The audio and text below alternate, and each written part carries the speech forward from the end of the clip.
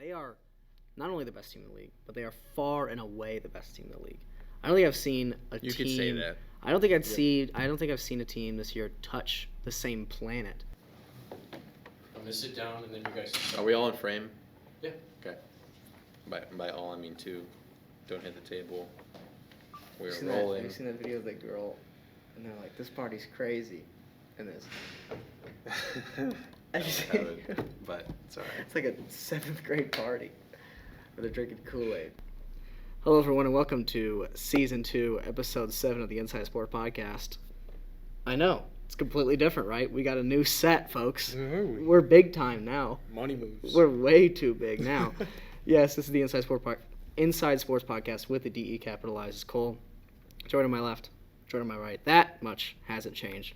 But yeah, there's a lot of changes coming soon. We kind of told you guys that would be happening, and so expect, don't be shocked if we throw some extra stuff in there for you lovely folks at home. Let's go ahead and kick it off with Dogs of the Vet, where we are going to talk about soccer, who lost a game to Belmont and got into a tie during senior day for Indiana State. It was a 0-0 draw. Joey, what did you see from our ladies' last game at home? So we just had our senior day this past Sunday against Indiana State in a tie. It was our senior day, honoring some of these seniors that have been with us for these past couple years.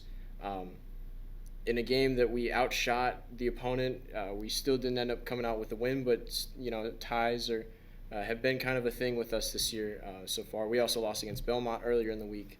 I don't know if making the tournament is a possibility at this point. I think it's a very, very slim chance, but it was nice to see some of these seniors being honored, and to have a performance like that on senior day was very, very nice. And then we'll have our final home game of the season tomorrow, Thursday, against Valparaiso. Yeah, it is kind of weird to have senior day not be the last game, but I think it's a trend I've seen mostly in high schools recently, where they want to, if there's like a nice day in a certain time of the year or whatever, they just want to do it now to get it out of the way. That way it doesn't get rained out later. I feel like that's the thinking. Interesting. That might be. I've actually never heard that thinking. I've heard that. That makes sense, right? I think high schools do that. Okay. Especially for like football when it gets really like crappy weather in like late November, especially. So I don't know. I just don't remember it happening in years past though. So I just thought that was an interesting note. Yeah, but either way, it's been a really, really rough season. But again, credit to them for at least sticking together and fighting toward the end. That's really all you can ask for. Right, and so we're gonna talk to Jay Cruz, the expert on women's volleyball. The expert. It was announced in the games, and not the best week this past week. 0-2, where we lost in 3 sets to Murray State, which we kind of weren't expecting. Yeah, no. And then we lost in 5 sets, so kept it a little closer against Belmont. We still have the best overall record in the Valley, but I believe that we are now not number 1 in the Missouri Valley standings actively. No. So, Jay Cruz, tell me what you saw from our girls. Yeah, I saw kind of our worst fears being realized. The thing that we talked about before the year, and that was going to be the difference between reaching that next level this season on our improvement from last year, was can we beat the teams that we're technically supposed to be, or at least the teams that in the standings are around where we are. And we had 2 games like that this weekend with Murray State and Belmont, and we were not able to get a single victory. That was pretty disappointing, especially getting swept by Murray State, a team that has some common opponents who they had lost to teams that we had beaten, and vice versa. It was really disappointing, honestly. And calling that game, like obviously I had to remain neutral, but just seeing the way that at times it felt like we were a little kind of lifeless, honestly, especially on the offensive end. I like the way we fought against Belmont. Putting that into a 5th set, it was one of the best matches from an entertainment standpoint I've seen all season. But yeah, it was a disappointing weekend. And then heading to Drake in Northern Iowa this weekend doesn't make anything easier. The top 2 teams in the conference, they're both in the top 75 of the NCAA RPI. So big test ahead. I mean, really, really big test ahead. This season could crater fast if they don't really get their things right soon. Joey Bernard, you talked about the Iowa road trip. Do you expect it to go well, and what kind of things would you like to see the team implement? I think it'll go well. I mean, we've had a very, very good season to start so far. Specifically, Natalie Garcia's season has been kind of a breakout, just in general. She's top 5 in the conference in kill rate, I believe, in one of those important stats. I believe it's something like that. But it's been a breakout year for her just in general.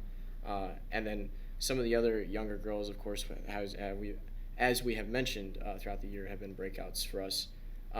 We had a big problem with serves in that game against Belmont. I think we had 14 service errors, and that was pretty high rate for what we've been doing this year, so that was interesting, but I think we'd like to think that that's just a fluke game.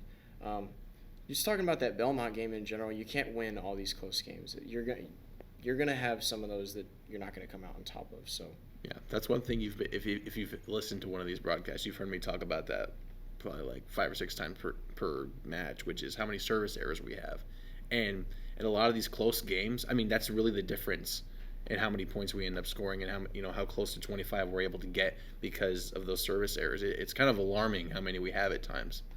Is it now, because you're more familiar with it, obviously going to each and every single one of these games, or at least announcing them, and so is it paying off? Are we getting aces? Because when I think of service errors, I think that you're kind of taking chances more. Do we typically put up more aces at the same time? Yes, we do, and that's the thing is, like, at what point do you just decide, okay, we just have to keep the ball in play?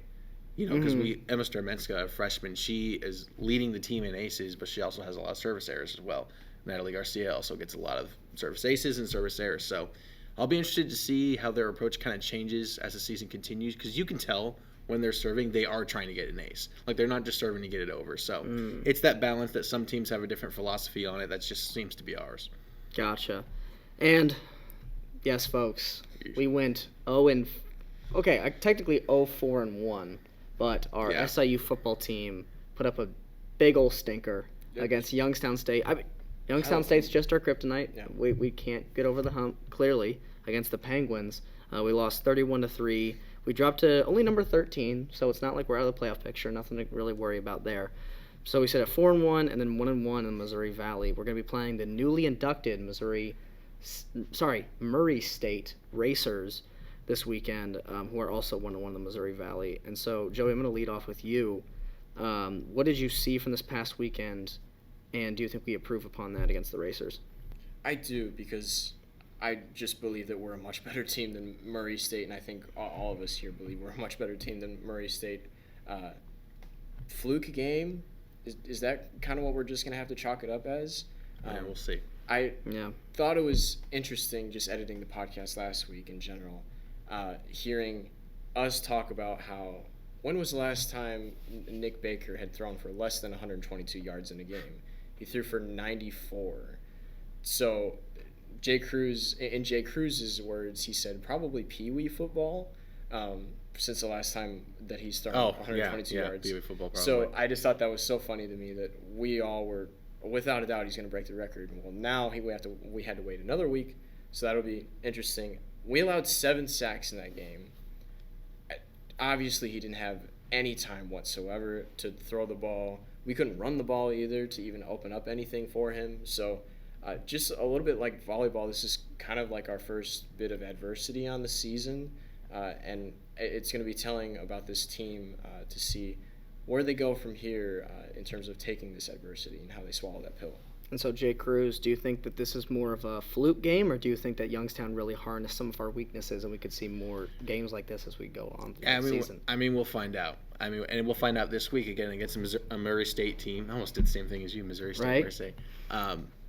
That they're definitely not the most talented team left on our schedule, but we've seen this in the past where we go on the road. I think was it Western Illinois a couple of years ago? They had a really, really bad record, and we went on the road. They were winless. Yes. And they kept it far closer than they should have. I think they beat us too, didn't they? No, they didn't beat They us. didn't beat. I remember being at that like, game. Did we have like a? Shout out to Kean Rice.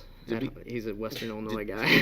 Did we have like a game-winning field goal or something? Or we missed a game-winning field goal. It went into overtime, and then we stopped. They ran like a flea flicker from like the 2-yard line. Was this 2 years ago? Yeah, this was 2 years ago. Yeah. So either way, I mean, we can't really take anyone lightly, and in the past, I mean, it's just the truth. We have. Mm-hmm. And so we're gonna find out this weekend, and then coming home for homecoming against South Dakota State. I mean, if we can't get up for Murray State after getting blown out by Youngstown State, again, it's a game that we all kind of figured might happen just because Youngstown State, they had a bad loss to Northern Iowa earlier. So they were going to come in with their hair on fire. But if we can't get right against Murray State, if we can't get right against them, how are we going to how are we going to get right against South Dakota State? Right. Got it out. Yeah, I'm struggling just as much as our offense did. So, yeah, we'll see. But I have faith. I really do have faith in the coaching staff. The defense, I honestly think, wasn't as bad as you might think they were. I think seeing as they put up because their 31 offensive points. struggles, their time of possession was in Youngstown State's favor. They're probably especially so. more tired because, Yes, it's all those things that you have to factor in. And so that's it for Dogs at the Vet. No Salukis base this week, so that means me and Jay Cruz are going to be talking some college football. Alrighty, folks, it's me and Jay Cruz. It's time for the college football segment. We went 2-2. Stupid. We've been kind of struggling lately. Stupid Longhorns. It's a We'll bad get to week, that- guys. We'll get to that later. Let's forget about that for now. Let's We forget will. about it. Let's be civil. Let's be peaceful. We have another great week. I'm of so football. confused. The Longhorns lost. Our defense didn't look good. Joey's now a what's this A called? whiteboard. Whiteboard. He couldn't said, think of, "What's this called?" I couldn't think of it. Point is, you're right, Jay Cruz. I should get over it. Let's just move on to this week. Let's move on to this week. Like I said, I went 2-2. Wasn't my best week. Although, I did say this, Mizzou would keep it close. I mean, I know I was right about this game anyways, but I was really, really impressed with Mizzou this past week. Yeah, I was too. I thought they Well, were not really, the really defense, good against but LSU. Yeah, the defense. Luther as well. Burden though. Luther Burden. He's the real deal. is exceptional. I believe he's from St. Louis. I could be totally He's St. wrong on Louis, that. I believe. Okay, that's what I Yeah. thought. That's what I thought too. But we're gonna get to this week. We're gonna start off skipping the 2:30 game. I don't know why it's slated at 2:30. Really bothers me that it's slated at 2:30. Because it'd be 12:30 there. But that's dumb. Sun's out, guns out. I guess. No, I don't like it. All I right, don't like make it a either. night game. It This should would be a an- night game. This would be an incredible night game. 100%. That also being said, though, it'd be a night game at what 9 o'clock for us. Yeah. So I guess on that level, Yeah. I kind of understand it. Nevertheless, still skipping it. 6 o'clock slate. We have USC at Notre Dame. We were just talking before the show. Notre Dame might be the team that we've talked about the most so far this year.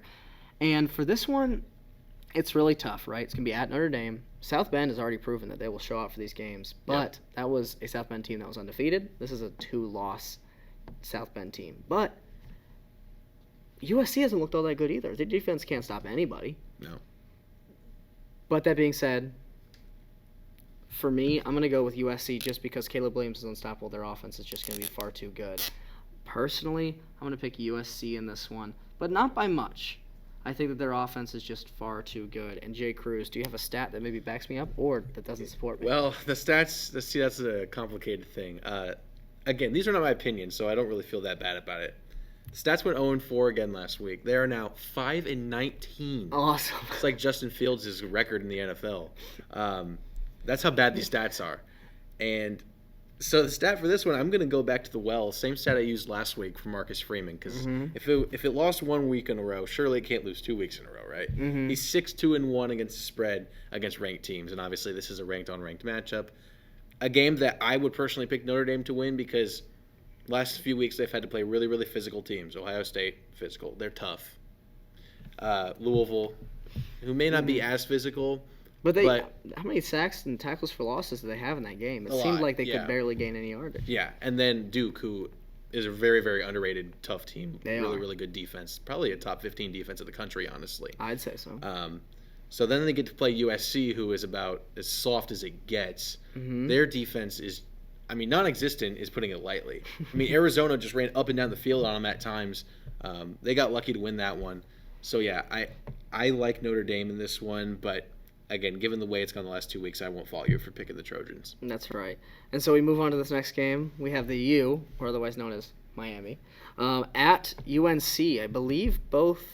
Well, I was going to say both are still undefeated, but Miami had one of the worst endings to a game of all time against Georgia Tech, a team that's not very good, mind you. And for that reason, I want to go with UNC in this one. You're not Granted, I think that just because of that. it's not just because of that. It is because it's in North Carolina as opposed to Miami. Even if it was, it wouldn't really matter because those fans don't show out to those games. It's a shame to see the U fall so far. I think Tyler Van Dyke is very, very good quarterback. I think this is a good football team, but UNC's been on another level. They have. And I've been really, really impressed with them. I believe, are they in the top 12 or they might be number 13 or something in the AP poll? I think they're 12. I think they're 12. Yeah, they're either Yeah. 12 or 13 in the AP poll, and that's for a reason. Drake Mays looked like a stud. I mean, they have too many good players. Mario Hampton, their running back, is awesome. Tez Walker was just reactivated. Let's go. I think that UNC, I don't think any sort of like playoff hopes, but ACC winner, it's possible. I mean, if Anything's they only possible. have one loss, though, that might sneak you into the playoff. Well, depends on how my Longhorns do to finish the Well, year. And yeah, we'll talk about that. We'll get to that. We'll get to that. Mario Cristobal is only 1-8 against the spread in conference play. That's bad. That's bad. There's a lot of bad stats being thrown out. That might be a stat that'll win this week. 1-8. Again, it's only over 2 years, but still, that's terrible. Some people were like, Are you? Question to interrupt you. Oregon. Were you a Cristobal guy, or were you anti-Cristobal? I don't even know if it's a Cristobal thing, but it's seemingly every single year Oregon would be like 9-1 with everything ahead of them, Which is impressive. Yes, and the same thing happened to them last year too. So it may not be a Cristobal thing; it might just be an Oregon thing. But they get to 9-1 every single year, and then lose that game either like last year was at home to Washington, who was a good team, but they weren't what they are now. Mm-hmm. That one year when Justin Herbert was there, they lost to Arizona State, who wasn't very good. Right. They always just lost that one game, and given the way that Mario Cristobal found a way to blow that one against Georgia Tech, I really don't get it. I mean, we all don't get it. That's right. I do think Miami's in a better situation with Cristobal as their head I coach, agree. obviously, but I think 100%. Oregon as a whole might have had it in addition by subtraction. I've been very, vocal about my opinion on UCF, which is interesting. Yeah. You wouldn't really usually be talking about UCF, but I think that Josh Heupel leaving and then gaining Gus Malzahn is going to be positive for UCF in the long run. And I think the same could be said about Oregon, where I think Cristobal leaving and Dan Lanning coming in, because Dan Lanning might be one of my 3 favorite coaches in college football He's right great. now. Yeah, he's great. Which I really want to get to that game, but before then, we've got UCLA at Oregon State. This is a tough one. Oregon State, this is going to be a night game for them. They usually show up at night. The Beavs, as we talked about multiple times, are really, really good this year. UCLA had an upset win over Washington State that I think a lot of people were expecting because it was at UCLA. And they were favored as well. Right. It was this weird kind of, I believe the game was at 2:30 or 5:30. Like it was a daytime game. You got to expect UCLA to win. But because it's night, because I believe in Oregon State as a program, I'm going to go with OSU. And now Great Jay pick. Cruz. Great pick. Do the stats support me? I love the pick, and so do the stats. Oh, no. Which may not be a good thing, but again, most of these stats, this one in particular, are just very like one-sided. They're not even close to being 50-50. Jonathan Smith, the great Oregon State head coach, 13-2 against the spread as a home favorite. Wow. That's hard to do. Mm-hmm. It's one thing to win; it's another thing to cover. Good teams win. Great teams cover, as we all say. So yeah, I like Oregon State in this game.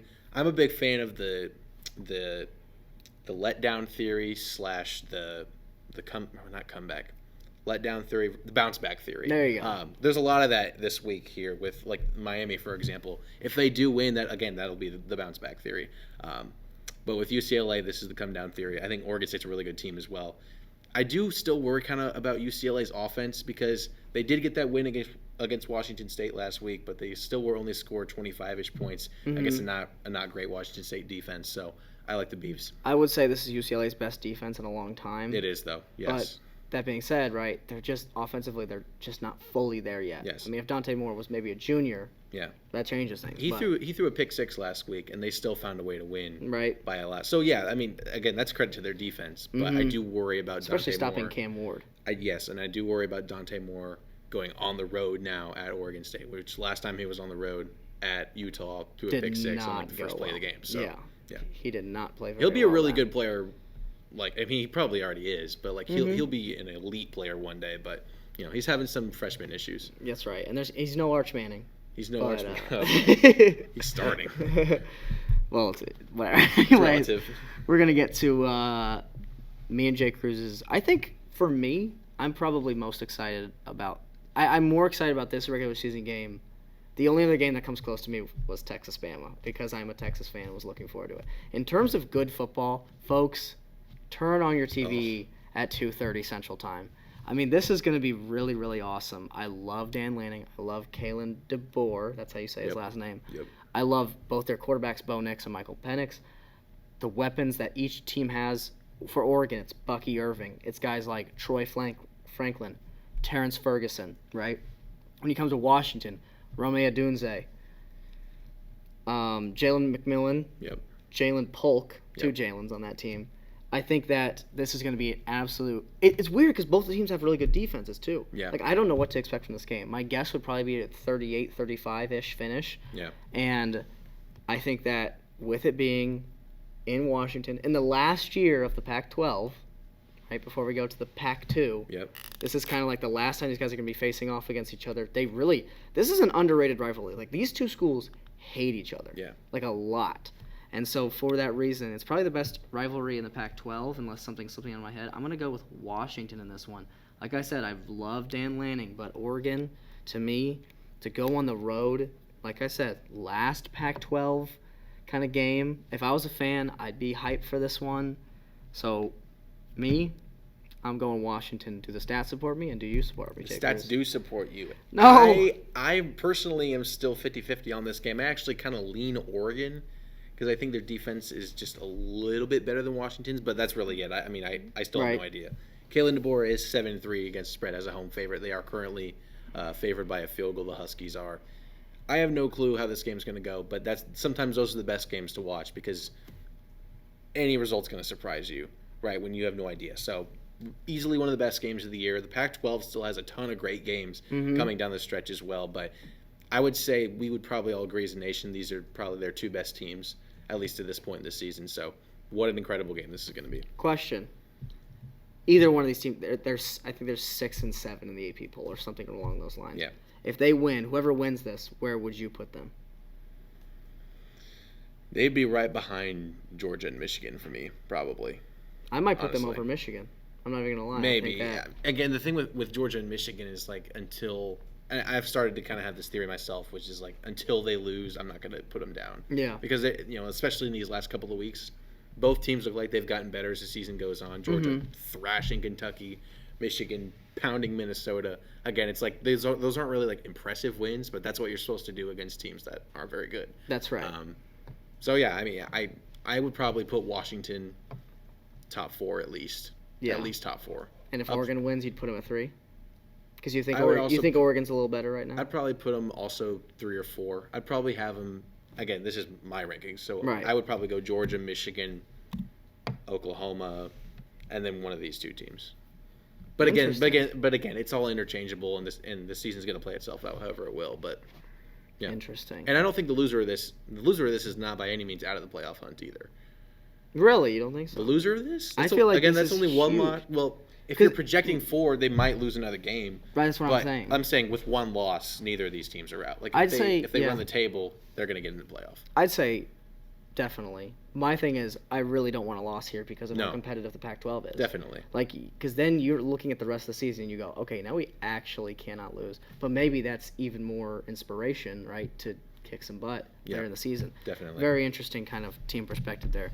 And now, Jay Cruz, we usually cut to your college football segment. Yes. And you remembered so- this week. I did. This is like the first time in about 3 weeks that I've remembered. I do apologize. It's okay. And for that reason, I want you to take it away from here.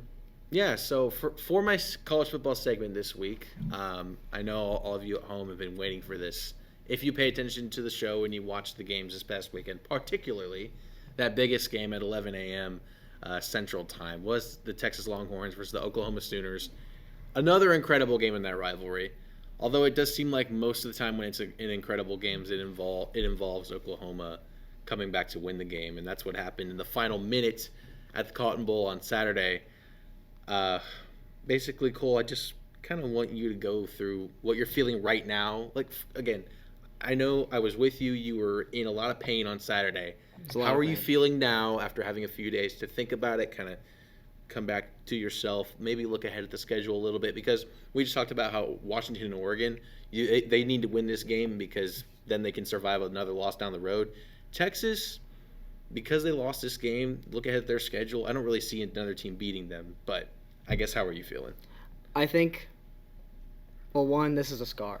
This is one that's not going to heal up until next year when we play them in the Red River rivalry. I mean, this isn't something that I'm going to get over. Not even if they come back to beat them in the Big 12 championship and you make the playoff? Probably still not even then. But that being said, I do think that's more than possible. I think Definitely. as the Jane Daniels hype, I think the Dylan Gabriel hype is a little much. He played his best game of the year against us. He did. Easily. Jeff Lebby had an incredible script. That being said, I'm still very pro Texas. If this was last year, it's all over. It's all over. Yeah. Burn it down. Yeah. Get Arch in there. Get him some touches. I don't know what's going on. No, but as I was telling Jay Cruz this past Saturday, there were some interesting things that I noticed.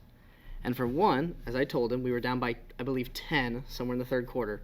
And I said, the first thing that happened with this Texas team and when I realized they were different is when they had a lead on Bama and they didn't give up that lead. Yep. That was something that I did not think Texas was capable of doing, which is why this year feels different. The thing that I said to him was I don't, however, feel confident in their ability to come back and win a game. Right. Because if we've seen in the past, Quinn Ewers isn't exactly the most accurate thrower. Sometimes Steve Sarkisian's play calling gets a little cute, even when we're behind. He still doesn't really change things. But we did come back. No, you did. And I was grateful to come back. Now, as I said to Jay Cruz, I said there's a minute 11 on the clock. That's still a lot of time for this Oklahoma Sooners team, as somebody who's seen the way that things can go these past couple of years. And, of course, we lost. I think our defense underperformed. I was very disappointed in our defense. But I think that if you get rid of those 2 turnovers quick to start the game, I think it's a completely different game. Yeah.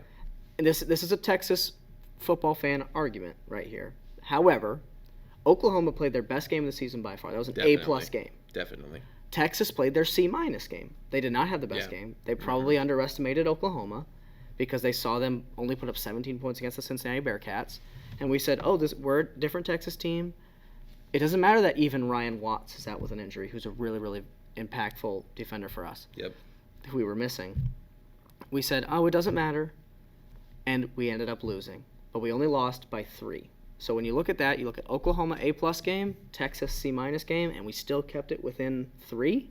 I'm very proud of our guys. I think that if we get a rematch in the championship, which is how it's looking like it'll probably be, I think that we got a chance to win it. And I will say, because I've been watching Oklahoma, they played their best game of the season. The Big 12 isn't nearly as competitive as it always is, usually. This is a pretty down year for the Big 12, which is why I'm confident that Texas will run the table.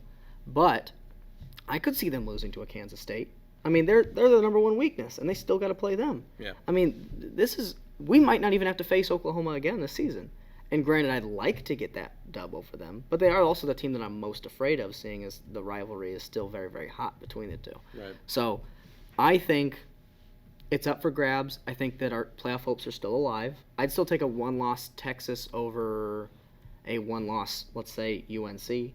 Definitely. Right? Or an undefeated UNC. Yeah. I still might take them over an undefeated UNC. Because they have that win at Alabama. Exactly. And so I think that, like I said, playoff hopes are still very alive. I'm not going to worry about it. Would I like things to go differently?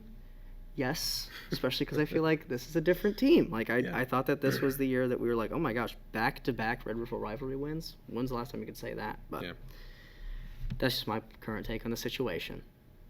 Horns up. Staying horns up. Staying horns up. I thought you were going to do it. Nope. I thought you were going to do it. I'm love horns up. I'm horns up with you. I wore my Texas shirt on Saturday. I know. I support. You did. And that helped. It helped. Yeah. Alrighty.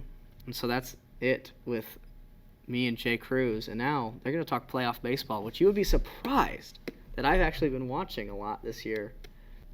What a start. Not a start, but I guess this is just the continued version of the MLB playoffs. Yep. My goodness, I can't talk. My goodness, what a crazy week it has been for the playoffs. We did some wild card predictions last week, and I don't know if the format that we did it was the correct way that we're doing it, but we're going to have some predictions for what we think the World Series matchup is here in a little bit. But first, we're going to do a little bit of an overview of just the past week and some of these teams that have been hot in general this past week, like I mentioned. Starting off, the Twins. They just swept the Blue Jays to move on to the series. They're now down 2-1 to the Astros. I believe they play tonight, their next game, which they could be eliminated. Terrific performance by Sonny Gray and the bullpen just against the Blue Jays in general. They shut them down. Yep. I will admit I put too much faith in the Blue Jays lineup. To think that their starting pitching has gotten them to this point, and the bullpen, like I mentioned too, is just crazy. I don't know if anybody would have picked the Twins heading into this postseason in general, but they've been outperformed expectations whatsoever. So obviously I put too much faith in the Jays lineup. And I think this is an underperformance for the Blue Jays this year in general. I would have expected at least one playoff win. I mean, they made the playoffs, but I think you and I both expected them to beat the Twins. Yeah. Just because of how good their lineup is. Yeah. I don't know. They've always been that weird team that weirdly is good, like playoff good, but always underperforms. I don't really know how to categorize them. But you look at their roster and you're like, okay, yeah, they've got some good starters. They've got some good hitters in their lineup, but for some reason they can just never put it together for some reason. And this is a great example as to saying, at the end of the day, the number one thing you need to worry about is starting pitching, at least when it comes to postseason play. Now, I think this is just a hilarious statement, but it is a factual statement. The Red Sox are the only AL East team to have won a game in October this year, and they finished in last place in the AL East. That's awesome. It's hilarious. It's awesome. It's why I love baseball. Just you never know what to expect anymore in baseball, and the Twins proved us wrong, both of us. So now, like I mentioned, they're down 2-1 to the Astros. It looks like their season might come to a close here pretty soon. The matchup tonight is Urquidy. Is that how you say? I think it's Urquidy. Urquidy. Yeah. He'll be the Astros starting pitcher. He's a very good pitcher at preventing the long ball, and that's kind of what the Twins lineup relies on. They were like third in the league in home runs. I mean, they've been home run hitters for the last 4 or 5 years. I mean, even in their down years, you can rely on them hitting a lot of homers. Right. So, and that reliance on home run hitting, facing off against Urquidy? Yeah. Urquidy. Who is a top 9% in the league in allowing average exit velo, which means he doesn't give up a lot of hard hits. A lot of hard hit balls just aren't his thing. So I like the Stros tonight. When this comes out, obviously you guys will know the answer, but I'm just going to assume that the Stros are going to move on to the championship series. And yeah, it was a nice run for the Twins, but I think this is where it kind of, comes to a close. I agree. Very, very honorable ending to face the Astros. I mean, I really want them to win. Oh, so do I.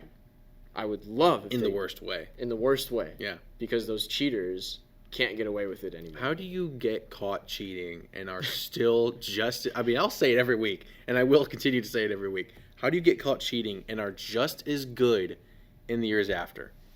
It doesn't make any sense. It doesn't. Makes no sense. That's why we've been bringing it up all this time on the podcast. Now, I know Jay Cruz is excited for this. The Rangers, they've had 2 sweeps since we last talked about them on the podcast. They swept the Rays and they swept the Orioles. Oh my goodness. They are back without a doubt. I'm just gonna say it. I think they're gonna probably end up in the World Series. I'll say that. I'll just put it out there right now. And to be at this point and how they look like compared to how they were a month ago, where it was very in doubt that they would even make the playoffs. At some point we talked about how the Mariners were leading that division, but it was still very, very close. To just come back from that in a very, very competitive division is just insane. So I like them to move on to the World Series against whoever they might end up facing, which I'm assuming is the Astros. I don't know what you have to say about that, Jay Cruz. Yeah, but I'm resigned to the fact, and towards the end of the regular season, when you would ask us every week, who do we think is going to win the AL West, because it was such a tight race all year, and the Astros somehow ended up still winning it. Mm-hmm. I feel like until further notice, the Astros are going to win the American League at least, and maybe even win the World Series again. I mean, They just do. There's no other explanation. I really like the way that the Rangers have been playing. Obviously, they're the only team in the postseason outside of the Diamondbacks, believe it or not. And we'll talk about them in a second. That hasn't lost a game yet. I want them to win the World Series. Of course. No doubt in my mind. And I think America will if they America face the does. Astros. They're America's team. They made back-to-back World Series in 2010, 2011. They're finally back to a place where they can get there. I'm not sure that they will if they end up having to face the Astros. Now, if they face the Twins, oh yeah, they're definitely going to the World Series. 100%. They might even sweep the Twins. But I just don't know. I mean, on paper, they're honestly probably just as good as the Astros, if not better. Better. On paper, but the Astros have the best player in the series, is Yordan Alvarez, who was made in a lab somewhere. I don't know where he came from. And I don't know. It just frustrates me to think about facing the Astros in the American League Championship Series and losing to them again. And it's just like we sit here every year as baseball fans. It's like, what are we even doing anymore? Like the Astros just find a way every single time. They're just destined It's annoying. to do it. It's annoying. For whatever reason. Like, God is an Astros fan? Well, I don't know how. Maybe. They're dishonorable. I don't know. Maybe. Anyway. Anyways, I think something that is also worth mentioning, they're going to have some massive rest heading into the championship series. They are. They won't play game 1 until Sunday against whoever they face. That's why I'm hoping that no matter who wins the division series between the Twins and the Astros, I hope it at least goes to 5 games. Because then that's a massive rest advantage. And then we just talked about we're going to talk about this in football. It's like rest versus rust. Who does that impact more? I'm not sure. It'll be an ongoing debate in sports till the end of time. I don't think we'll ever have a real answer about rest versus rust. But who knows if that's going to have as much of an impact with the Rangers in that series in general. Talking about how they swept the Orioles, who I mean, I think we can probably look back in a year or two and say this is the start of the Orioles' come up, I guess. I don't want to call it a dynasty. It won't be a dynasty. That's way too much. But they have a lot of young guys, and this was just the right amount of experience they needed in the playoffs for them to be able to say, hey, we've gone here before. We can do it again, and we can do it better. And I just think in a couple years the Orioles will be back here and better. Oh, they absolutely will, and they've got prospects in the minors out the wazoo, even more, that are like just as good as the guys they called up this year. So that's what sucking for a long time gets you. You get a lot of really, really good prospects, and I like their direction. My brother is an Orioles fan. I don't even know if I've mentioned that on the podcast. I have never heard that. My brother is an Orioles fan. That is wild. Shout out Carter. He said that by game 3 he was kind of expecting it. When the Orioles were making the playoffs in the early 2010s, they typically would choke once they got anywhere of any value. So, if I were him and any other Orioles fan, you're feeling great about where the team is. You just got beat by a team that just has it going right now. And when it comes to the playoffs, that's really all that matters, is which team just has the right mojo. And right starting pitching. And I think the Rangers have it this year. Surprisingly, despite the fact that they've lost their 2 best on-paper starting pitchers. Exactly. And we know that they can be even better when they get healthy. So it's just crazy they might even get to the World Series without Jacob deGrom, who is the best starting pitcher in baseball. Maybe Scherzer might come back. Maybe. I'm not sure. I almost don't even want to talk about it because I'm just scared of hyping myself up again and then just him laying an egg in the freaking World Series. I agree. Anyways, that was a crazy week for the Rangers to be able to do that to the Rays and the Orioles, and I would love to see them in the World Series. And then just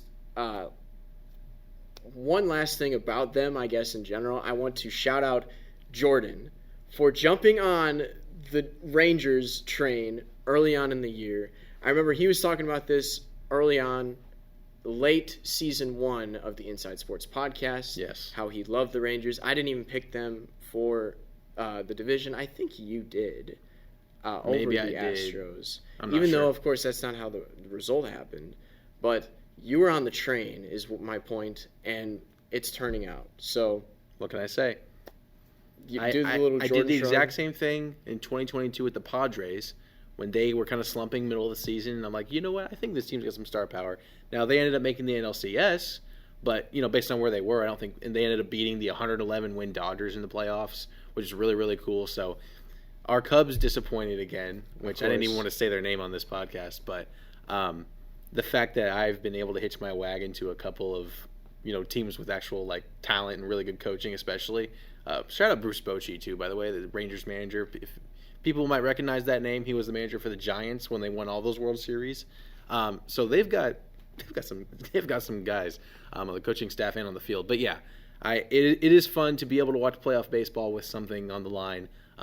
So yeah, watching the Rangers has been great. Just please be a full-time Rangers fan so you don't have I so may. much heartbreak. We'll see what happens. I'm going to choose a different team next year, though. I'm going to have to. Well, maybe it will be the Rangers again. I don't know. Are you going to do this every year? Just pick a new team? Well, I have to. Well, the last few years I've had to because of the Cubs just having no life. I mean, even if we would have made it this year, I'd still have the Rangers, but of course. I don't know. Anyways, just wanted to shout out Jay Cruz for his wonderful experience with the Rangers. Yes. The D-backs, I love them a lot. I think they're my favorite team left in the playoffs just because I didn't expect them to be up 2-0 right now on the Dodgers. Yeah. You had mentioned playoff Kershaw is a thing. He still is, in fact, a thing. I'm saying that wrong. Playoff Kershaw is a thing. Playoff Kershaw is a thing is my point. He laid 7 runs, I think, in Game 1 of that series. Terrible. Which I think the best way for the Dodgers to win a series like that was to start off strong, start 1-0, and they didn't do it that game, so the D-backs had all the momentum going in Game 2. They took that, so now they're down in a hole, and I don't know if I like the rest of the Dodgers starting pitching-wise. Nope. Now, this is interesting that the D-backs are on like a 3 or 4 man rotation right now. So, I mean, I guess they just trust these guys to just go through the ringer with their pitch count, and that's going to be interesting to see how they handle tonight's game, which the Dodgers could get swept again in general, and this just happens year after year sometimes where they choke in the playoffs. Yep. I wanted to have a little game with you in general about this too. I think there's an NFL comparison there. Interesting. I just can't put my tongue on it, so I wanted to know if you could, my mind on it. Finger on it. Yeah. Whatever. I just couldn't put my mind on it, and I feel like it's there, but okay. Wanted to know your thoughts. Oh, like for the Dodgers? For the Dodgers, yes. Is there an NFL team that reminds you of the Dodgers, who seem to be, in it year after year, have all these high expectations? We know they're coached very well. I think I've got one, and it's weird because the public sentiment around this team right now is that they're the best team in the NFL, but it's the Niners. It's 100% the Niners. That's true. And the Dodgers, they have the luxury of they won the COVID year, but outside of that, they've been just like the Niners, where they clearly have one of the best rosters in the league every single year, no doubt. And for whatever reason, they just, depending on the matchups or whatever, they just can't get it done. West Coast team too? West Coast as well, yeah, exactly. I think that's a perfect comparison. A perfect comparison. And, I mean, it's been how many years since the Niners actually won their championship? Now, granted, the Dodgers did have the Mickey Mouse ring in 2020. The Mickey Mouse ring. Mickey Mouse ring in 2020 with the 60-game season. I don't know how many people are of the opinion of me, how I think that's kind of a fluke year to win a championship. Yeah. Championship's a championship, whatever. I'm sure. I mean, if the Cubs had won it that year, I wouldn't be calling it. I know. So same I'll be fair to the Dodgers. I mean, they won. They won. That's all I'm going to say. They won. Asterisk. Okay. Whatever. It's a championship win. But, yeah, I guess I just wanted to know your thoughts on that, and I think that's a perfect comparison in general. So yeah. I love it. Anyways, the D-backs in Arizona, it'll be their first home playoff game tonight. Lance Lynn is the Dodgers starting pitcher. Love that. Love that for Love that for the Diamondbacks. So do I. Yeah. So, yeah. And I know Lance Lynn is actually a Southern Illinois guy. Yeah, he grew up in the area. Yeah, he did. So I think that's an interesting little note to point out there. He could be the reason why the Dodgers season comes to an end tonight. Moving on, the Braves and the Phillies. yeah. I think this is the most intriguing series left. Yeah. They're tied 1-1 in the series now. I believe the score was 4-1 Phillies at the moment. 6-1. 6-1. That's a new development. So, oh my goodness, the Phillies have somehow taken momentum back. Yeah. After the game Monday night was yes, it was Monday night because Cole was so anyways, Monday night's game, crazy ending with Michael Harris's game-winning catch for the double play. Outrageously awesome. It just felt like, now I was watching the Packers game that night, granted. Sorry. So I heard about I should have watched the baseball that night. I heard that it felt like in less than an hour, the momentum of the whole series just shifted to Atlanta's way. And of course, it was in Atlanta, so it just felt that way coming out with a win in a game where they probably had no business coming out of with a win. But at this point, they're up 7-1, 6-1, you said? Yeah. I'll double check that now. Yeah. But... After the Phillies are up 6-1. Man, I don't know. Just come to think, still 6-1. This should be a Philly sweep. Should have been. Yeah. I mean, definitely. They just, again, it's them. Like I mentioned, the Padres last year, where the Phillies were like actually like incredible. No, I can't think of the word. They were like a 2.0 version of what the Padres were last year, like a team that just found it in the playoffs and kept riding that all the way to the World Series. I feel like they might do that again this year. Yeah. I mean, they just have all the pieces you need. They have everything you need. Everything. Absolutely everything you need, other than home field advantage. Right. But they didn't need it last year. Yeah, and they might not even need it because they might not go to a Game 5. Right. So, yeah, who knows? I love their starting pitching. I love all the experience they've had, as we've mentioned multiple times on this podcast, with the Phillies. They're also going to be my World Series pick to go to the World Series. I'm going to say Phillies Rangers for a World Series appearance. I would love that also, personally. Yeah. I'm hoping that this isn't just straight bias from me, but this is just what I think is going to happen. Jay Cruz, what's your World Series pick for a matchup? My heart says the exact same thing that you just said, Phillies Rangers. My head is saying Phillies Astros again. Yeah. For the second straight year. Yeah. I don't want it to happen. I really don't. But I just have a bad feeling that the Astros are going to continue to do what they've been doing for 7 straight seasons it's now. It's like my worst nightmare. I think that's America's worst nightmare too.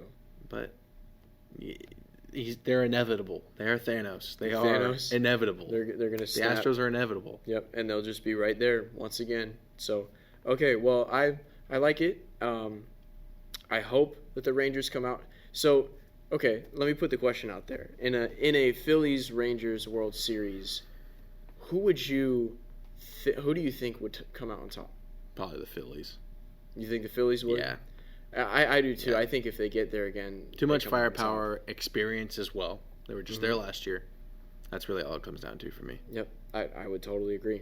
So, this has been MLB this week. We're gonna get to our NFL picks, where I'm gonna talk a little bit more about the terrible Monday night game, in which I don't want to talk about Jordan Love. All right, folks, we are in week 6 of the NFL season, and as you can see, I have a very, very sizable lead here. We're up 3 games on both Joey and Jay Cruz. Now, Jay Cruz has caught up to Joey, but it's been a pretty eventful year for me. I'm pretty proud of where we're at. You know, some of us just have the winner's gene, honestly, when it comes down to it, and I hope that you guys can get somewhat of a morsel and catch up to me, but you're the comeback kid, I guess. I kind of am. You know, there's some of us have to lead the charge. You know, maybe you could be the comeback kid. Maybe Jordan's got it. Who really knows? Point is, we're going to kick us off with some Week 6. Now, Jay Cruz is just joining us. He was the man manning the camera. Yes, sir. We're going to hope that looks good in post. Yes, yeah, it will. So give me the state of your team, which is the Chicago Bears. Yeah, so my Chicago Bears finally got a win against the Washington Commanders. I mean, make of that what you will, but they played pretty well against the Eagles earlier. So, I mean, it is what it is. We got to win the first one in the calendar year. We still have yet to get one at home, in that calendar year. So that's the goals this weekend against the Vikings. The only downside from the game against the Commanders was a lot of injuries piled up, particularly on the offensive line. Starting center Lucas Patrick went out, and also then our running back room, Khalil Herbert, Roshan Johnson, they both had to come out of the game. We were down to our fullback, Kari Blasingame, running the ball mostly in the second half. So it was kind of rough. Was Blasingame, was he in Air Force? I have no idea. You just keep going. Is that how you say his name? I thought it was Kari Blasingame. Yeah. I don't know. I thought it was Blazingame or something. I've heard Blasingame. I don't know. Maybe I'm wrong. Blazingame is crazy. And I think it's kind of a fun name. Whatever. But maybe the other positive thing I took was that we won that game without Eddie Jackson, Kyler Gordon, Jalen Johnson. So they're all coming back this week apparently, which is really, really huge for our defense. Again, the secondary was supposed to be the strength, but they've been hurt for most of this early part of the season. So it's great to have them back. Justin and DJ Moore were obviously on point, and so I can't really complain about that. The only problem is, since the whole Chase Claypool fiasco, we now only have like 2 good wide receivers, or like 2 wide receivers period, with DJ Moore and Darnell Mooney. So I don't really know where we go from here. But Cole Kmet's been playing really well, so getting those guys involved, I think, and Robert Tonyan as well, getting the tight ends involved, I think is going to be something that they're going to have to do to create some sort of consistency on offense. But hey, man, great win. Now we need to get one at home. That's right. Now, Cole Daly, your Detroit Lions, another great win for your team, 42-24 over the Carolina Panthers. Thank you, by the way. Keeps us with the number 1 pick. That's right. And just helping you guys out. I mean, no Amon-Ra. Didn't matter on the offense. David Montgomery continues to just pound the rock right up the middle. I love that we drafted touchdowns. Jameer number 12. I love that we drafted for Jameer absolutely number 12. no reason at all. I love that we wasted the 12th overall pick on Jameer Gibbs. That's my favorite thing that we did. Yeah. It's hard to be negative. I am on cloud 9. You can't stop us even with Amon-Ra out. Aiden Hutchinson, best player in the league, maybe? That one-handed interception. I mean, he's looking incredible so he far. really has been making a lot of improvements. I still really like all the rookies that we've drafted. They've been playing well. I just, our defense clearly still has some issues. I mean, the fact that the Panthers scored 24 points is probably not my favorite stat. But when our offense can do as well as they've been doing, with Ben Johnson as our offensive coordinator, I feel like that play to Sam Laporta, which the 49ers copied later that night, which was crazy. But that play from Jared Goff to Sam Laporta was awesome. I think Laporta is I think he might be a top 3 tight end in the league. He's turning into one. He honestly is unstoppable. He's a stud. I absolutely love him. That was a really good second-round selection, which I should mention, we did get that pick by trading back from the 6th spot to the 12th spot and drafting. I mean, it'd be really nice to have Christian Gonzalez right now. Yeah, for real. Right? Maybe the best corner, maybe the best rookie corner, but hey, that's fine. We got Jameer Gibbs, playmaker, right? That's what they tell me. Like I said, no complaints. We're sitting at 4-1. I'm not going to sit here and whine about, oh no. We're doing awesome. Can you be a playmaker if your team doesn't even give you plays to make? Yeah, that's just kind of how it goes. Just move on to Joe. Yeah, Joey, it brings me no amount of sadness to say that your Green Bay Packers in the last couple of weeks have absolutely embarrassed themselves on national TV. You can go a lot of different places with it's not just a Jordan Love thing, even though he has looked awful. But it's not just him. It's everyone. It's the coaching staff. I mean, you can get into more detail. Yeah, I've been dreading this all week to just even talk about it. But, I mean, I think I'll probably get more into it with our What'd You Learn this week. Okay. But just a preview, obviously, Jordan Love has not been the guy this year, and especially these past 2 weeks. But I've also been frustrated with a lot of other things with this team, too. I could really, really tell Matt LaFleur just doesn't know how to handle an offense without Aaron Jones for some reason. He even said it in his post-game press conference. He said he kind of freaked out as soon as he heard that Aaron Jones was not going to be playing because he had some quote-unquote big plans for him. Yeah. I'm assuming that means that he centered the whole offensive game plan around him. But yet that's so confusing too, because then we have some of these games where he gets like 5 carries and he only touches the ball like a total of 7 times. So I just don't really know if we have a direction anymore on offense. Plus, somehow, some way, Joe Barry seemed to be more ready on a game plan than Matt LaFleur did this week, and yet he also had Preston Smith in coverage on Devontae Adams. That's such a funny clip. It's hilarious, and this is not the first time that has happened. There was another clip of Preston Smith going viral covering Justin Jefferson last year in Week 1. So I don't know what his deal is with putting slow linebackers on some of these top tier receivers, but I mean, hey, whatever. I don't know. I don't know what to think about this team anymore. Obviously, I overhyped Jordan Love a little bit more. Did you? I'm not afraid to admit it. I did. You? Oh, I did. okay. I did. Hmm. So he's not he's not a top 5 quarterback in the No, league. I never said he was top 5. Let's get this You're straight. saying you burned your jersey. Let's get this straight. I'm not burning my jersey. I'm not saying I'm out on Jordan Love. I'm saying he has not been as good as what I thought he was going to be this year, and I'll leave it at that. I'm gonna sell my Jordan Love stock while I've still got time. I never had it. I bought it low. He had a good first couple weeks, and now I'm going to officially 6 sell. career starts. Well, you made no money, but you lost money. I don't think I lost money. I think I'm still up. How are you still up? Because think of Packers Twitter and the throws that he makes. Makes that one arm throw? The throw against the To a Falcons. wide open guy I know you know the to throw a wide I'm open talking guy in the about. flat, No, the throw against the Falcons late in the Jaden game. Reed? Is that the throw to Jaden where he Reed? overthrew him and Jaden Meany Where he made the sidearm throw late yes, in the I do game. know. He Yeah, knows the exactly sidearm. what I'm looked exactly talking like about. Aaron Rodgers. I think I He think has a lot of similar footwork, but I would say I broke even. I got to break even now. Okay. That's what I'm saying. All Okay. right. What? I think you're down. Okay, but, bro. Okay. Anyway. I want to hear it. Anyway, we're all out on Jordan Love on this podcast. Not yet. not fully. Okay, not fully. Right now, yes. Okay. Until I see otherwise. Tank for what? Bo Nix, Who do you maybe? guys play this week? Bye. Oh, you guys have. Well, that's a well-needed bye. Who do you guys play this week? The Lions. Got the schedule. I feel like pulled it's up right here. at the Bucks. It's Bucks, yeah. Which I'm surprised that game did not make it onto our slate, which we will be picking from. As you guys mentioned, me These and two are Joey. apparently the two biggest Texans fans in the world, but we'll get to that in a second. What do you mean? We picked another Texans game. I feel like this is I this is a stinker. This might be Cole's toilet bowl of the week. I Cole's toilet bowl. forgot about that. We need to bring Why don't toilet you bowl. pick the games this I'm week? not going to. No, He's it's got fine. it next week. It's fine. Let's get to him. I'm surprised that game didn't make it, but we've still got 3 pretty good games. I wouldn't call it a toilet bowl. But we're going to start in London once again. It's the Ravens and Titans. Finally, the Jaguars have left their home stadium of Wembley or Tottenham Hotspur Stadium, whatever they play in.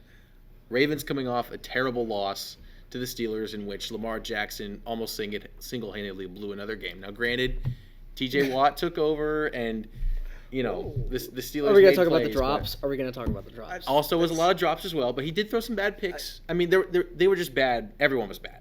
A lot of drops, some bad throws as well. I'll say Didn't Odell drop one in wide open in the end zone or something? Or, yes, and there was one from Crochet or something There was too? one from Nelson Aguilar. Aguilar, yes, that's the one I'm Aguilar. thinking There's a of. couple Yes. from Aguilar. The Say Flowers dropped a couple. Yeah. Yeah. So it was a bad game from the Ravens all around. They tried to lose that game and they did. Titans coming off a loss to the Colts. I'm not going to fault them very much for that. Cole, who is winning this week's London game? Titans.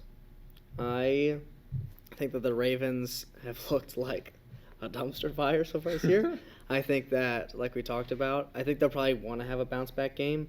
But I'm going to believe in good coaching, and I think Mike Vrabel's probably the better coach at this point in time over John Harbaugh. I almost said Jim. Pause myself there. I'd say so. I mean, he's done more with less at this point in his career. That's fair. And I think that Vrabel is going to take his team to London. It almost kind of, I don't know. I just feel like it kind of you know what translates is running the ball and playing good defense, even when you travel. Yeah. Right. Like that's what translates better than a quarterback's arm and the Ravens don't even have that good of weapons. I'm going Titans. Joey Bernard. Who are the playmakers on the Titans right now? DeAndre Hopkins. Tajay Spears. I mean, DeAndre Hopkins has been getting old. Yeah. I don't know if he's the same guy He had a really good week last week. He did. Yeah, but before, No. he's not bad, of course. But as a number one weapon, I'm not totally sure. I like the Ravens having a better defense. Not saying the Titans' defense is bad. I just don't know if the Titans have enough playmakers to beat the Ravens' defense, I guess. So I think this is a bounce back week for them. And the so many drops last week, as we mentioned. Mm-hmm. I don't know if I want to just say it's like a fluke week for that, but that was just in abundance. So I'm going Ravens. I am also going Ravens. I purposely didn't put my picks on the sheet because the last 2 weeks, Cole and I have had the exact same picks, and I feel like I'm not going to be able to gain any ground unless I do. So I was just hoping that he didn't have the same as me. Yeah, I'm also going to go Ravens for all the same reasons that Joey said. Derrick Henry you can see it just a little bit that he's slowly declining. I don't know. And again, he'll in some short bursts during the game, it's like, oh my gosh, there's Tractorcito again, just stiff-arming dudes left and right, untackleable. But I think overall, he's not what he used to be. But Tyjae Spears has filled in pretty well. But yeah, I'm gonna go Ravens. Saints at Texans is our next game. C.J. Stroud led another fantastic drive down the field to give their team the lead before the Falcons slowly got back down and kicked a game-winning field goal, courtesy of Younghoe Koo. And in this one, I am actually going to go Texans, believe it or not. Coming back home, right? Saints coming off this huge win against the New England Patriots. They crushed them 34-0. That's kind of why I want to pick the Texans, because the Saints are going to be riding high. The Patriots freaking suck, too. But we can talk about that at a later date. But the Patriots are terrible. Belichick's lost his fastball. I think the Saints are going to be woken up by playing a legitimate offense, a legitimate team that they may not be a good team, but they at least have some fire to them. Like they play for their coach. D'Amico Ryans has done an excellent job, I think. C.J. Stroud in the relationship with Nico Collins and Tank Dell, the receivers, looked really, really good. So I'm going to back my guy in this game. Texans over Saints. Cole. I'm going Saints. I think they're riding the high of the Patriots game, and I don't think the Texans are all very good. I just don't think that they're a good football team.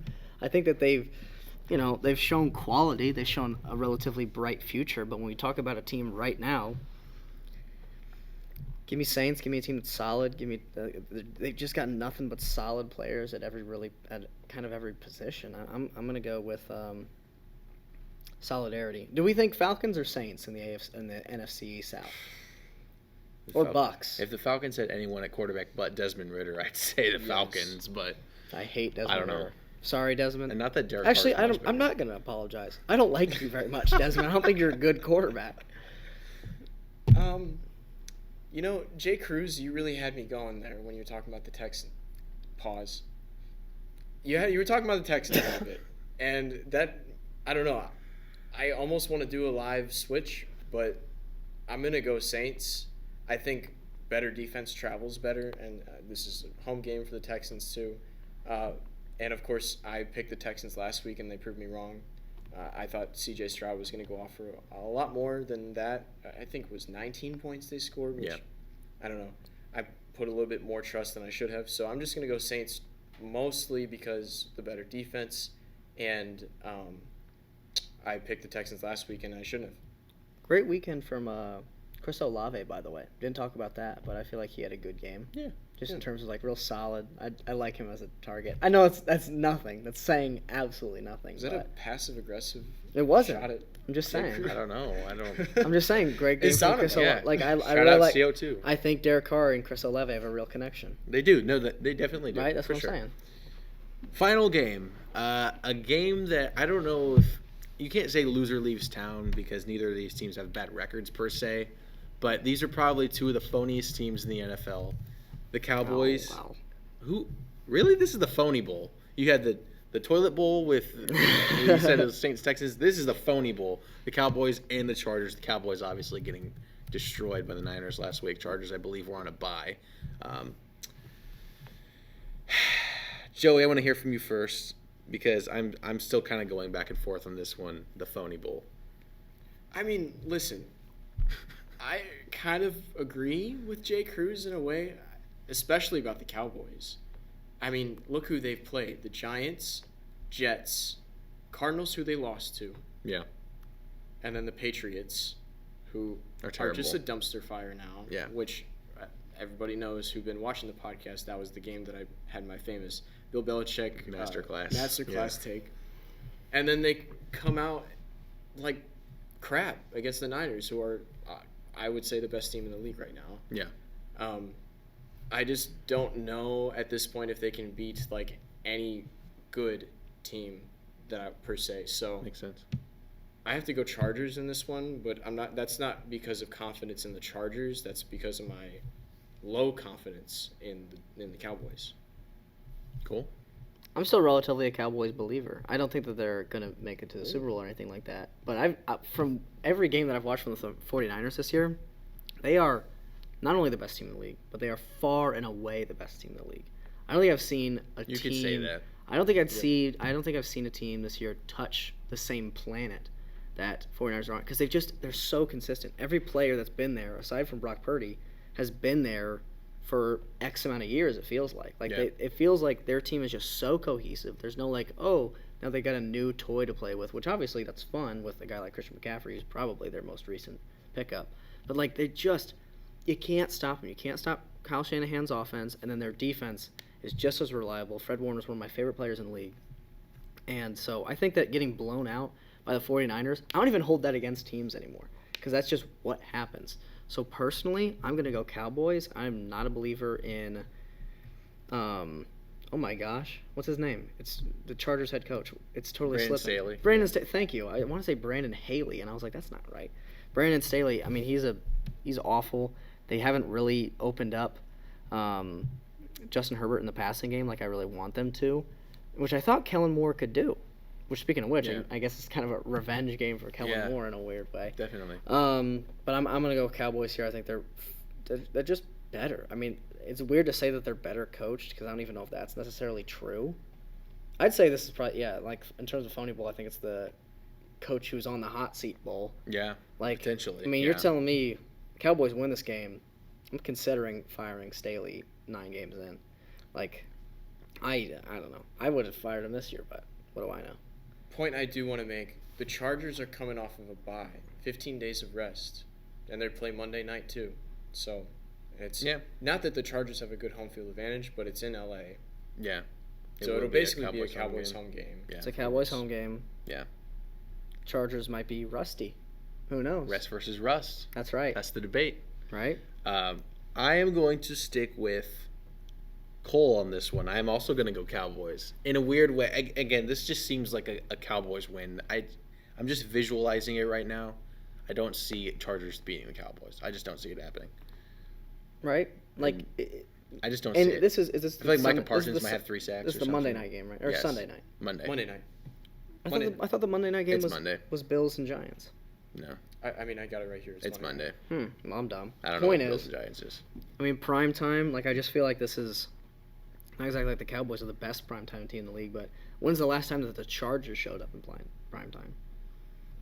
Don't remember. Right. So Yeah. that's why that's a big reason why I'm picking the Cowboys. Good point. So, just to recap, Joey and I are 3 games behind Cole at 9-6. Cole is 12-3 this week. Joey and I are on the Ravens against the Titans. Cole's on the Titans. Both of them are on the Saints and Texans. I'll take my boy C.J. Stroud, and me and Cole taking the Dallas Cowboys, America's team, into a home game at SoFi Stadium, where Joey is taking the L.A. Chargers. Should be another great week of NFL football. It's a good week. We all switched it up a little bit. Yes, Like all of our teams are going like 3 different directions. It feels like. Mm-hmm. But Cole, tell us what we learned this past week, not just in the NFL, but just in anything in sports. Well, I learned that I love October baseball. It's really starting to grow on me. Hey, look at that.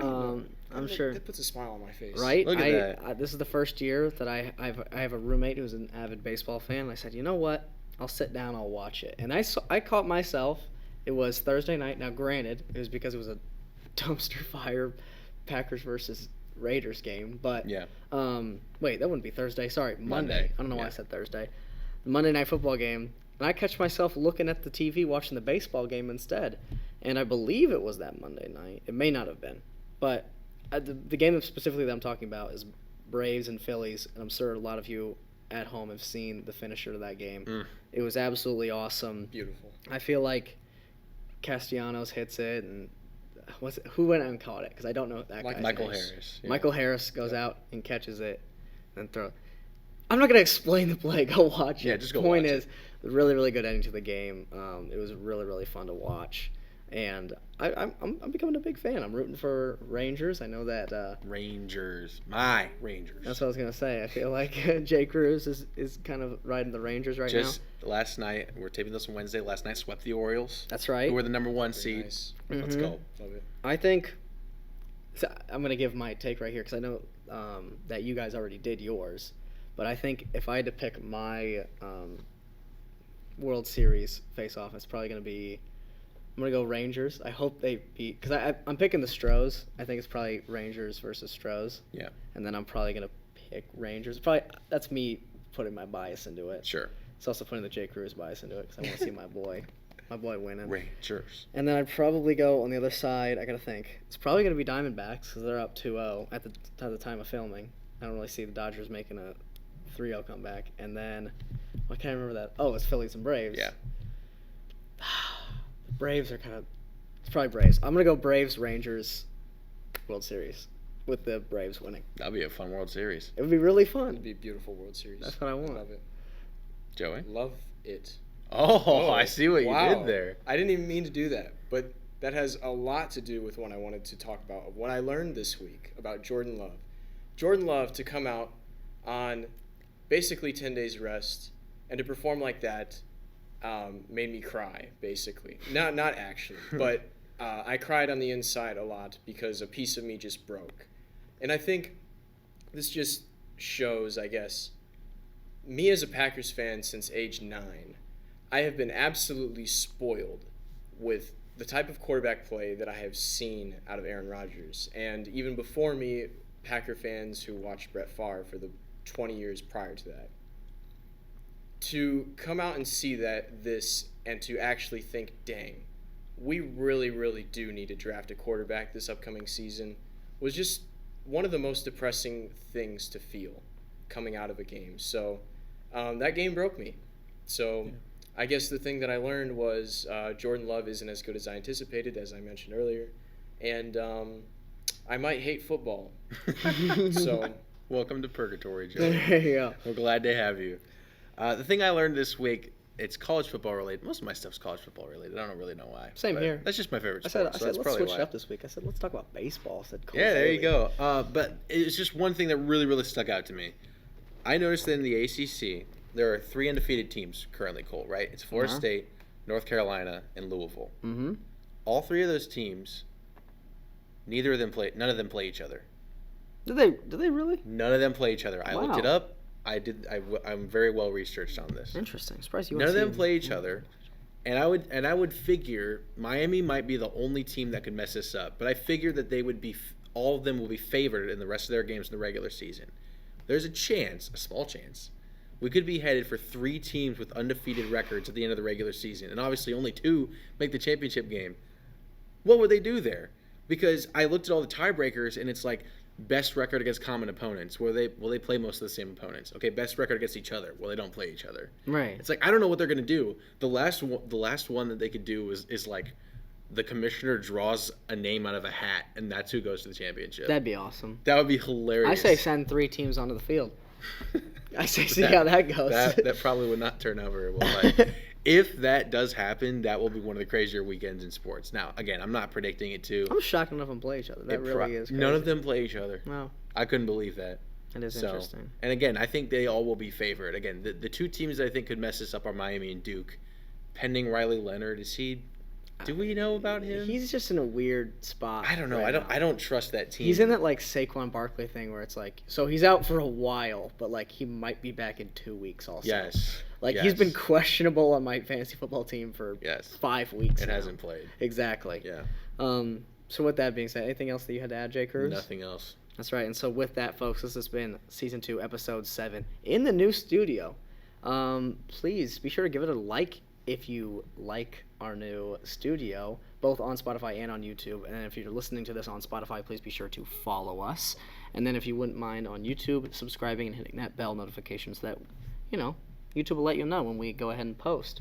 And so with that, folks, thank you so much for joining us. It's been Cole, Joey, and Jordan. Goodbye.